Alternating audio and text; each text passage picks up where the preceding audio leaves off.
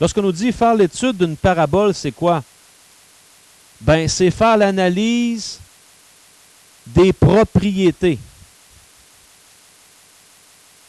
Puis les propriétés, on a vu ça au chapitre 1. Il était question là-dedans du domaine, de l'image, ordonné à l'origine, ou si vous voulez, valeur initiale. Il y avait 0, ou si vous voulez, abscisse à l'origine, variation, signe et extrémum.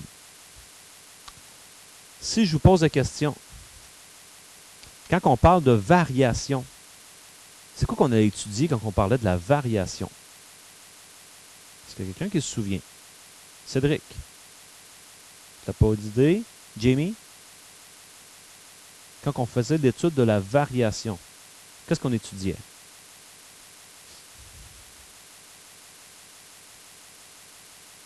Pas tout à fait. Voilà.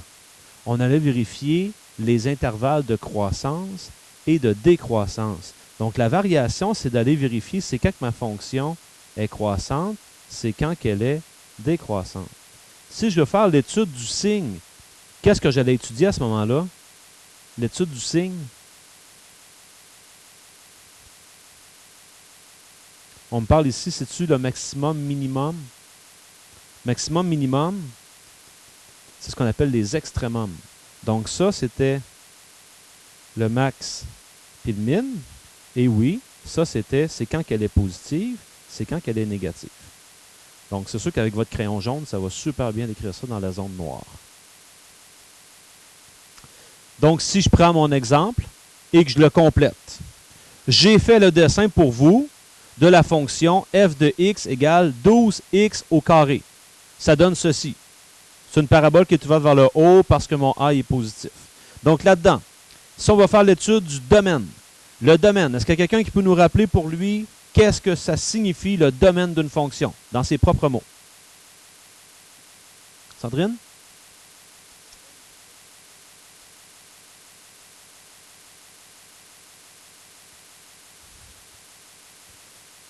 Super, c'est correct. Toutes les valeurs, elle fait ça comme ça. Hein? De gauche à droite, toutes les valeurs qui sont touchées en x. Donc, c'est les valeurs possibles de x. Mais quand je regarde ça ici, c'est quoi les valeurs possibles de x ici? Moins l'infini à plus l'infini. Donc, je peux mettre ça comme ça. Ou, si vous voulez, on avait vu aussi que de moins l'infini à plus l'infini, c'est tous les nombres, cette affaire-là. Ça avait un nom. Les réels. L'image, maintenant, ben, c'est le même principe, mais à la verticale. Donc, je regarde la plus petite valeur possible ici. Ben, ça commence à 0, puis ça monte jusqu'à l'infini, en haut. Donc, ça commence à 0 inclus jusqu'à plus l'infini. Ordonné à l'origine. Ordonné à l'origine, c'est l'endroit où est-ce que ça coupe l'axe des Y. C'est ma valeur initiale. C'est où que ça coupe l'axe des Y, nous autres? Ça coupe à 0. Donc, à 0. Si vous voulez, il y a une façon d'écrire ça. Hein? Ça, là, c'est on cherche la valeur lorsque x vaut 0. C'est ça, par définition, l'ordonnée à l'origine. Donc, une notation là, de l'ordonnée à l'origine, on pourrait dire f de 0. Ça, c'est ordonnée à l'origine. Quand x vaut 0, ben, dans ce cas ici, c'est égal à 0. C'est une notation. Les zéros, abscisse à l'origine. L'endroit que ça coupe l'axe des x. Ben ici, c'est particulier, hein? Puisqu'elle passe par 0, 0, c'est aussi l'abscisse à l'origine. Donc, l'abscisse à l'origine, 0. Variation. Ben, je vois que cette fonction-là, elle a une partie qui est décroissante, puis il y a une partie qu'elle est croissante. Donc, je pourrais écrire ça comme ceci. Je pourrais dire décroissante, 2 points. Si je veux y aller vraiment en notation, là, je pourrais dire x éléments. On se souvient, on disait des x qui appartiennent à quel intervalle? Jamie? C'est sur quel intervalle que cette fonction-là est décroissante? Excellent. de moins l'infini jusqu'à 0 est décroissante. Je vais l'écrire comme ça. Et cette fonction-là, elle est croissante. Donc, je pourrais écrire ça comme ça. Pour x élément de, ben c'est l'autre portion. C'est ici, ça monte. Donc, c'est de 0 jusqu'à l'infini. Donc, de 0 à plus l'infini. Le signe maintenant. On me dit, c'est de vérifier, c'est quand la fonction est positive, c'est quand la fonction est négative. Qu'est-ce qui fait en sorte qu'une fonction va être positive, Isabelle? Qu'est-ce qui va faire qu'une fonction est positive? D'après toi. OK. Élie? Excellent. Tout ce qui est au-dessus de l'axe des x, c'est positif. Ce qui est en dessous de l'axe des x, négatif. Ben nous, ici, puisque c'est une parabole, elle va soit vers le haut ou vers le bas, puis qu'elle est fixée à 0, 0, ben on aura deux choix. Soit qu'elle va être toujours positive ou elle va être toujours négative. Donc ici, on pourrait écrire toujours positive. Et il me reste les extrémums. Bon, ben, je vais écrire max, puis min. Je vais commencer avec le plus facile. Si ça descend, puis ça atteint un seuil minimal, puis ça remonte, le minimum, c'est quoi ici? 0. Le minimum qu'elle atteint, c'est 0. Quel est le maximum? Il n'y en a pas. On se souvient de ça, hein? Dans une situation comme ça, je m'en vais vers l'infini. Puis l'infini, ce n'est pas un nombre. Puis un maximum ou un minimum, ça me prend un nombre. Donc ici, je pourrais dire qu'il n'y en a aucun. Ou si vous voulez, on peut faire ça comme ça, avec une petite barre dedans. Ça signifie aucun. C'est certain que, dans l'autre classe, il y en a qui me disaient, « Oui, mais admettons que ce que tu nous donnes,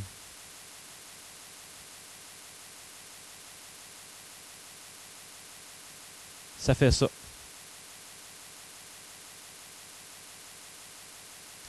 Et que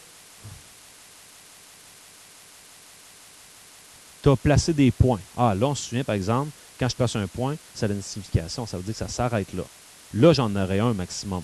Mon maximum, à ce moment-là, j'irai le chercher directement ici. Puis dans d'autres situations, ça se pourrait que ce qu'on me donne,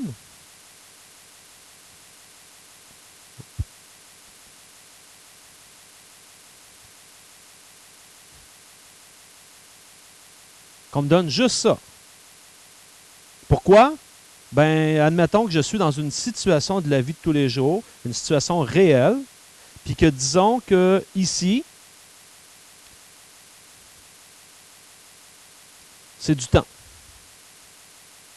Ben, moins 2 minutes, moins 3 minutes, ça n'a pas beaucoup de sens. À moins, il peut y avoir certaines situations où ça peut avoir du sens. Admettons que ça, c'est le moment 0, après 1 minute, 2 minutes. Ça se pourrait que moins 2, ça ait du sens dans le contexte du problème. Par exemple, si je vous dis à 0 minute, c'est lorsqu'on a commencé à faire une expérience.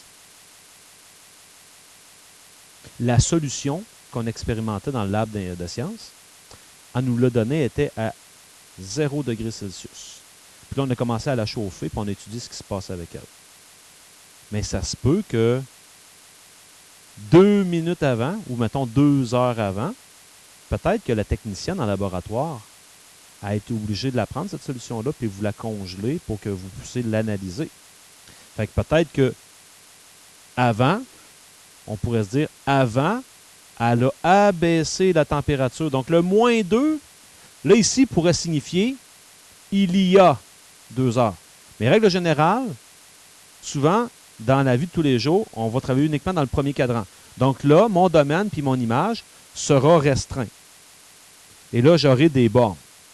Alors que très souvent, ben, comme ici, je ne peux pas dire que j'ai un maximum parce que ça va vers l'infini. Donc, il faut être conscient de ça.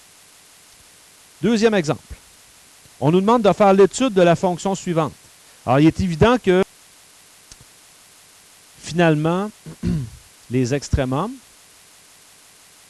max et min. Maximum, la valeur la plus élevée qu'elle peut atteindre. 0. C'est le top, là, c'est ici. 0.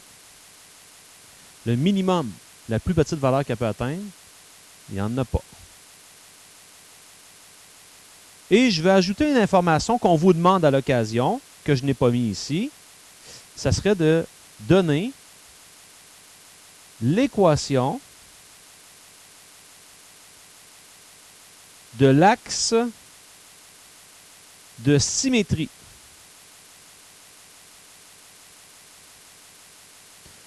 Un axe de symétrie, c'est une droite, on se souvient de ça. C'est une droite qui me permet de faire une réflexion d'un côté à l'autre. Donc, il sépare la parabole en deux parties parfaitement égales. Puis, il est ici, son axe de symétrie, on l'avait vu à la fin du dernier cours. Il est là, l'axe de symétrie. Et cet axe de symétrie-là, puisque c'est une droite verticale, bien, une droite verticale, ça a une forme d'écriture. Hein?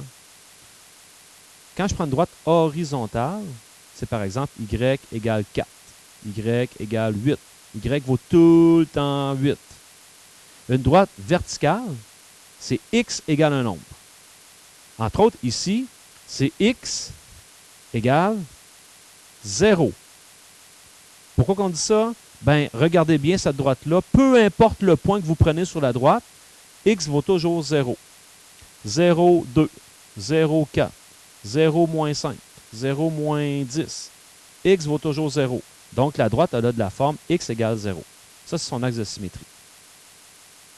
Avant d'aller plus loin, je ne sais pas s'il y en a qui ont fait quelques constatations, mais lorsqu'on analyse les deux paraboles, qui sont une est ouverte vers le haut, l'autre est ouverte vers le bas, il y a des caractéristiques communes. Il y a des choses que l'on sait, peu importe la parabole, ça sera tout le temps la même réponse qu'on aura donnée.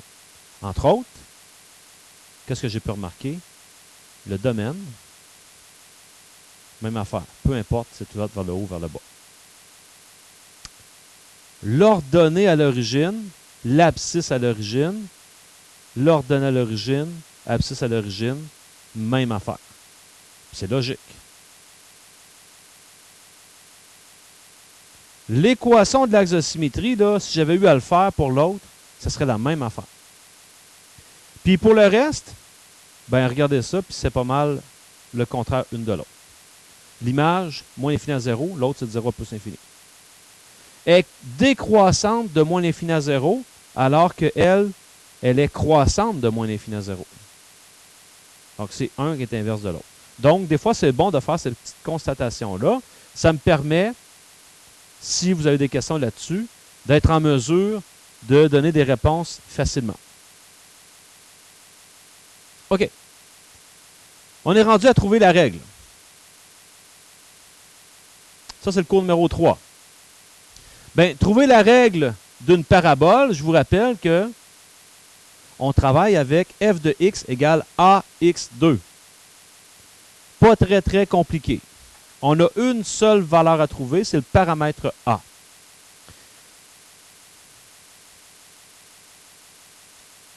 Je dois vous dire une chose. Présentement, on est 12,5 et 37,5. On a augmenté de 25 aussi. Et finalement, de 37,5 à 62,5, on a augmenté de 25. Et là, on dira que les variations, des variations, sont constantes. Et quand ça se produit, cette affaire-là, pendant que variation des x est constante, ça vous garantit qu'on est en présence d'une quadratique, d'une parabole. Et là, je vais commencer mon travail, puis là, je travaillerai avec cette règle-là. C'est clair? Puis j'aurai la chance de vous la prouver à certains moments. Donc, une fois qu'on est en présence de ça et qu'il faut trouver la règle, ben c'est pas très, très compliqué. En fait, c'est même très simple. On me dit, tu vas substituer les coupes d'un point à la règle. Donc, on prend un point à notre choix, puis on remplace ça dans la règle. Donc, imaginons ici, prenez pas le point 0, 0. C'est le pire à prendre. Ça ne marche pas. Mais prenez n'importe quel autre. Donc, disons qu'on va prendre le point 10, 50. Donc, je prends 10, 50 et je vais remplacer ça dans f de x égale ax au carré. Ça va faire quelque chose qui va ressembler à ceci. 50 égale a fois 10 au carré.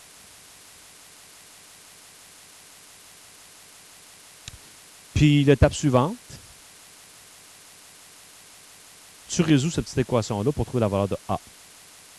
Bon, bien, résoudre ça ici. La première étape serait de calculer 10 au carré, qui donne 100. Donc, je vais avoir 50 égale 100 fois a. Et si je veux avoir la valeur de a, je vais devoir diviser par 100 à gauche et à droite, de telle sorte que je vais retrouver 1/2 égale a. Parce que 50 divisé par 100, ça donne 0,5, 1/2. Puis, dernière étape, ben, tu prends ça, tu remplaces ça dans ta règle. Ça te permet d'avoir l'équation écrite de la bonne manière. Donc, ça va faire f de x égale 1/2 x au carré. Si vous voulez, ça, c'est la même chose que f de x égale x au carré sur 2. 1/2 fois x2, là, c'est x au carré sur 2. C'est la même affaire. Mais il faut le voir. Parce que si on a ceci et qu'on cherche la valeur du paramètre a ne vaut pas 1/2, et a ne vaut pas 2 ici. A vaut 1/2. Parce que je peux le sortir comme ça en avant. Donc, c'est pas plus compliqué que ça. Donc, si j'en veux voir un exemple, dans le bas ici, je vous ai tous dit ça là, en expliquant mes choses. Donc, si je vais voir l'exemple. On détermine la règle de la fonction quadratique suivante. Ici, on est chanceux. On nous le dit que c'est une quadratique. Mais, imaginons qu'on ne le sait pas et qu'on nous demande de trouver la règle de cette fonction-là. OK? Trouver la règle de cette fonction-là, moi, en tant qu'élève, je ferai le truc qu'on a vu tantôt. J'irai valider si c'est une quadratique ou pas. Donc, j'observe ici, j'observe les bons, je me rends compte que c'est toujours plus 1, plus 1, plus 1, plus 1. Donc là, j'ai des bons réguliers. Je viens ici et j'observe maintenant les bons qui sont ici. Qu'est-ce qui se passe? De moins 80 à moins 180, on a fait quoi? C'est à vous que je parle. Moins 100. OK? De moins 180 à moins 320, on a fait moins 140. On a fait moins 180. On a fait moins 220. Puis là, je vais aller voir les variations de ces variations-là. Donc, c'est-à-dire ici, là et là. De moins 100 à moins 140, moins 40. De moins 140 à moins 180, moins 40. Et même chose pour l'autre. Et ça ici, ça vient me confirmer, puisque j'ai ça ici, pendant que j'ai ça là, ça vient me confirmer que c'est une quadratique. Bon, on s'entend, vous n'avez pas toujours à faire ça. Parce que ici, on pourrait dire, hein, c'est comme gratis. Comme dans, ça coûte rien. On nous le donne. Fait que, allez-y directement à ce moment-là. Faites les étapes qu'on a dit tantôt. Je me prends un point. Par exemple, je pourrais cibler le point 3, moins 180. Puis, je pourrais prendre ça, puis je vais remplacer ça dans f de x égale ax au carré, qui est la règle générale d'une quadratique. En remplaçant, je vais avoir moins 180 égale a fois 3 au carré. Moins 180 égale a fois 9.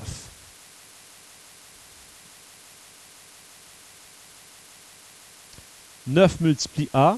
Alors, si je veux isoler A, ici, je vais diviser par 9, diviser par 9, et je vais me retrouver avec moins 20 égale A.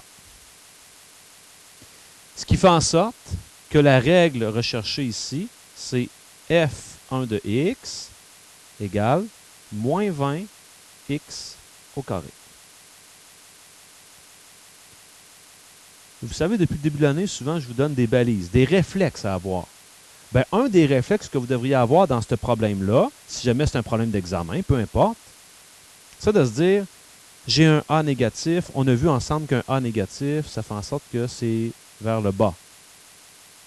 Puis c'est-tu pas mal ce qui se passe? Plus les X augmentent, plus les Y diminuent. Donc, plus ça va, plus ça diminue.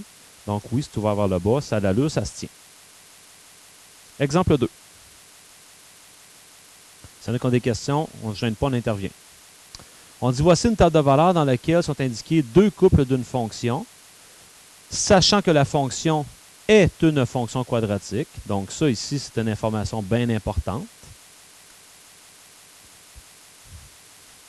Puis là, on me dit même, dont la règle, c'est sous cette forme-là. Trouve la règle et remplis cette table de valeurs. Donc, première des choses, il faut trouver la règle. Mais quand je regarde ça, j'ai pas beaucoup de choix, j'ai juste deux couples à ma disposition. J'ai le couple 2,400, puis j'ai le couple 4,600. Donc, on va y aller avec 2,400. Donc, je vais prendre mon point 2,400, puis je remplace ça dans f de x égale ax au carré.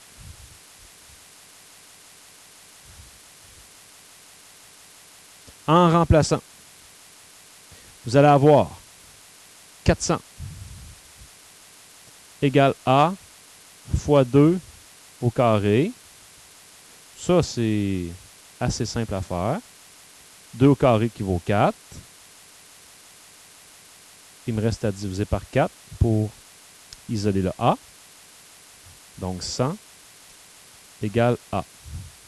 Donc ça veut dire que l'équation recherchée, c'est f de x égale 100 fois x au carré.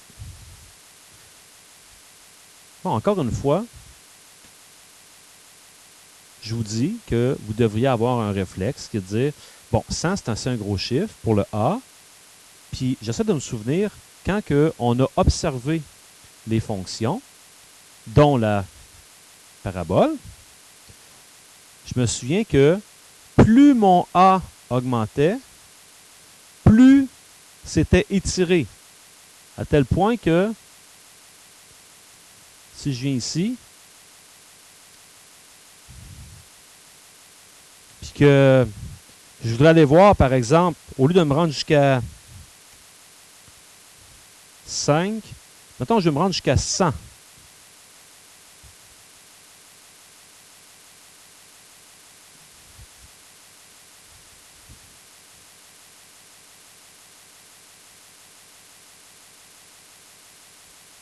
Bon, il ne veut pas me le donner, là. Je ne sais pas pourquoi, mais bon. Mais qu'est-ce qu'on comprend? Ça va aller de plus en plus vite. Le nombre 100 fait en sorte que ça croît très rapidement. Puis, quand je regarde la table de valeurs, 400, je ne sais pas quoi, 1600, 6400, ça a bien de l'allure. Juste ça. Okay? Juste pour voir que je ne m'en vais pas n'importe où. OK. Bon, ben ma première question, c'est, on voudrait trouver celle-là ici. Comment je vais faire pour trouver cette valeur-là? Emmanuel, as-tu une idée? Oh, c'est vrai, on a deux Emmanuel à cette heure. Oui, vas-y, Emmanuel. Voilà, on met 3 à la place de x. Ça veut dire que pour faire lui, c'est comme si je te demandais de faire le calcul. F de 3, ça donne quoi? Ben, ça va être 100 fois 3 au carré. C'est à ça que ça sert une règle. Ça me permet de calculer la valeur de, si on veut, y lorsque x vaut 3. Donc ici, ça se calcule bien. Ça fait 100 fois 9, qui me donne 900. Donc ici, j'ai 900. Bien, si vous voulez, là, dans le même esprit, celui-là va se faire pareil lorsque x vaut 10. Donc, ça va faire f de 10 égale 100 fois 10 au carré. 10 au carré qui est 100, 100 fois 100 qui fait 10 000. Ça nous permet de constater que oui, c'est vrai, ça augmente très rapidement.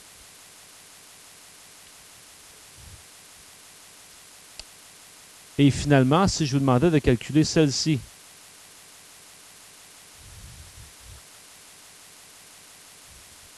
comment on pourrait s'y prendre pour calculer celui-là?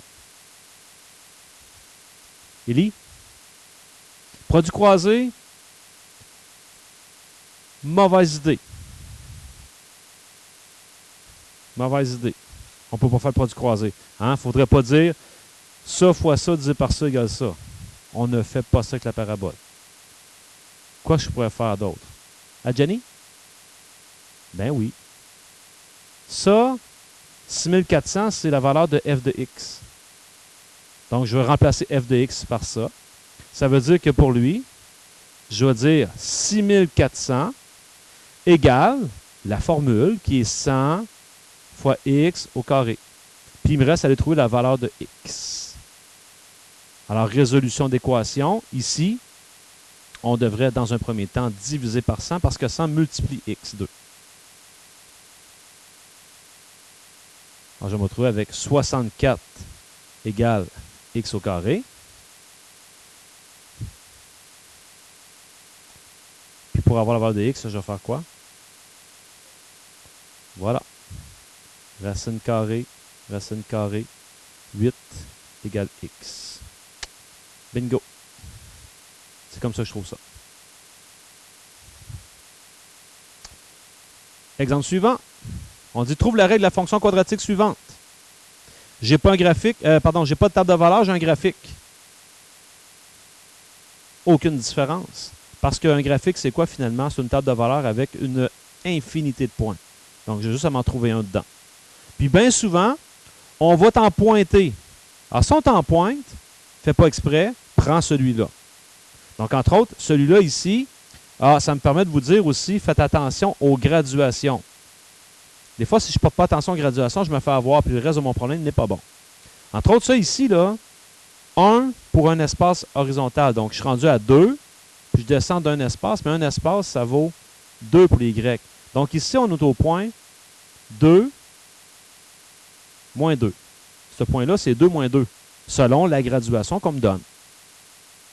Et avec 2 moins 2, je vais prendre encore la formule y égale ax2. Puis je remplace. Moins 2 égale a fois 2 à la 2. Moins 2 égale a fois 4.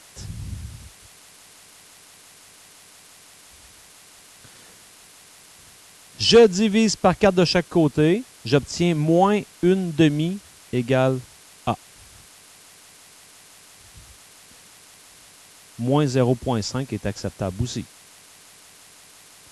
Ça fait en sorte que la règle, ce sera ici, y égale moins x2 sur 2, qui est mon moins 1/2 x2.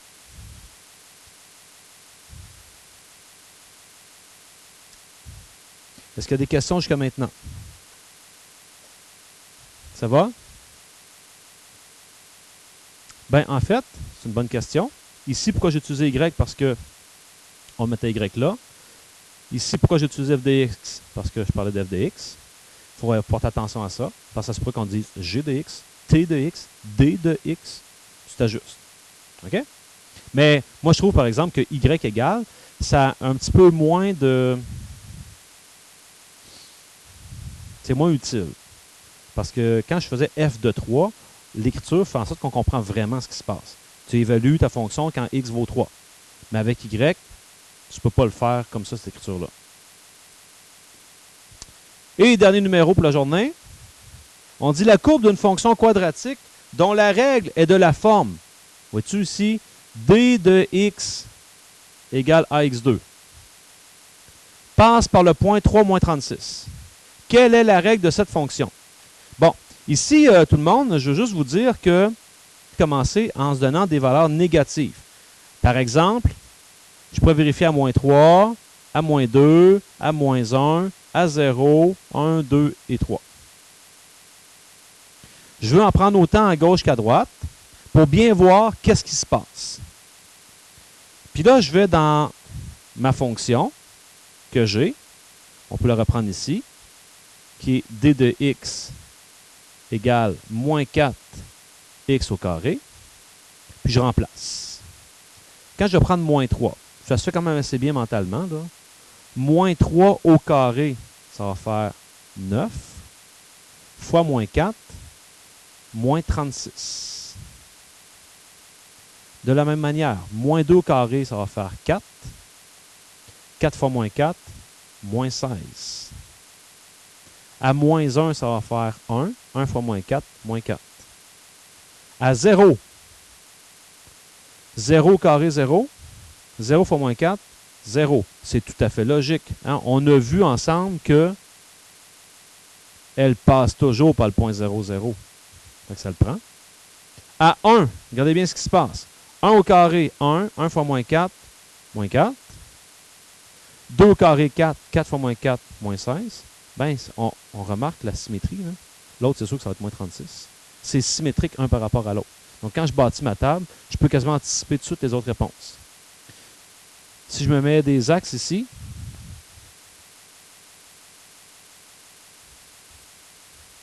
mettons que j'en mets un là, puis je vais en mettre un, tiens, ici comme ça, assez haut, puisque je sais que ce sera une qui va être ouverte vers le bas. Et comme graduation, trouvons quelque chose qui a du sens. Par exemple, 1, 2, 3, 4, moins 1, moins 2, moins 3, moins 4. Puis pour les Y, par bond de 4, ça serait correct. Moins 4, moins 8, moins 12, moins 16, moins 20, moins 24, moins 28, moins 32, moins 36, moins 40. Puis allons placer les points qu'on a trouvés. Et observons ce qui se passe. Moins 3, moins 36. Moins 3, moins 36. Je suis ici.